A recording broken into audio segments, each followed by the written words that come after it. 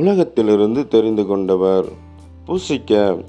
ஜெர்மனியில் சர்வாதிகாரியாக வாழ்ந்த ஹிட்லர் உலகம் முழுவதும் ஆட்சி செய்ய வேண்டும் என்பதே அவரது நோக்கம். கிறிஸ்தவர்களையும் திருச்சபையும் மிகவும் கொடுமைப்படுத்தினார்.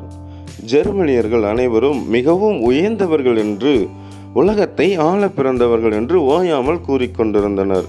அப்பொழுது ஒரு தேவ மனிதர் கர்த்தரின் படைப்பில் அனைவரும் சமம் என்று தீவிரமாக போதித்து வந்தார்.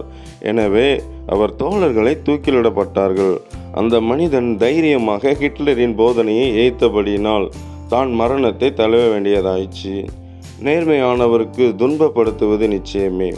ஏனெனில் நாம் உலகத்தார் அல்ல, உலகத்தாருக்கு வேஷம் போடுகிறவரும் அல்ல. நாம் தேவனால் பரிசுத்தமாக வாழும்படி பிடித்தெடுக்கப்பட்டவர்கள் என்பதால் தான் உலகம் நம்மை பகைக்கிறது. தேவ கிருபை நம்மை தாங்கிறபடியால் உலகத்தோடு ஒத்துப்போகாத ஒரு உன்னத வாழ்க்கை வாழ முயல்வோம். ருசிக்க. உன்னதரை நேசிப்போரை இந்த உலகின் அதிபதி பகைக்கிறான். God bless you.